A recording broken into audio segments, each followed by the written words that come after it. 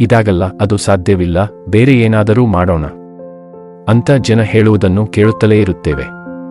ಯಾವುದೇ ಕೆಲಸವಾಗಲಿ ಶುರುವಾಗುವುದಕ್ಕಿಂತ ಮುನ್ನ ಅದು ನಮ್ಮಿಂದ ಸಾಧ್ಯವಿಲ್ಲ ಎಂಬ ಯೋಚನೆಯಿಂದ ಪ್ರಾರಂಭ ಮಾಡಬೇಡಿ. ನೀವು ನಿಮ್ಮ ಸುತ್ತಲಿನ ಜಗತ್ತನ್ನು ಒಮ್ಮೆ ಸೂಕ್ಷ್ಮವಾಗಿ ಗಮನಿಸಿ. ಐಡಿಯಾಗಳು ಹುಟ್ಟಿದ್ದು ಸಣ್ಣ ಶೆಡ್ಗಳಲ್ಲಿ, ಗ್ಯಾರೇಜ್ಗಳಲ್ಲೇ ಹೊರತು ದೊಡ್ಡ ದೊಡ್ಡ ಕಂಪನಿಗಳಲ್ಲ. ಆಪಲ್, ಗೂಗಲ್, ಮೈಕ್ರೋಸಾಫ್ಟ್, ಹ್ಯಾಲೆ, ಅಮೆಜಾನ್, ಫೇಸ್ಬುಕ್ಗಳೆಲ್ಲ ಹುಟ್ಟಿದ್ದೇ ಸಣ್ಣ ಸಣ್ಣ ಕೋಣೆಗಳಲ್ಲಿ. ಈ ಐಡಿಯಾಗಳೆಲ್ಲ ಬಂದಿದ್ದು ಏನೋ ಹೊಸದೊಂದು ಮಾಡಬಹುದು ಎಂಬ ಐಡಿಯಾಗಳಿಂದ. ಈ ಐಡಿಯಾಗಳಿಗೆ ದೊಡ್ಡ ದೊಡ್ಡ ತಂತ್ರಜ್ಞಾನದ ಅವಶ್ಯಕತೆ ಇರಲಿಲ್ಲ, ಎಕರೆಗಟ್ಟಲೆ ಜಾಗ ಬೇಕಿರಲಿಲ್ಲ. ಇವೆಲ್ಲ ಹುಟ್ಟಿದ್ದು, ಬೆಳೆದಿದ್ದು ಮತ್ತು ದೊಡ್ಡದಾಗಿದ್ದು ಮನಸ್ಸಿನಲ್ಲಿ.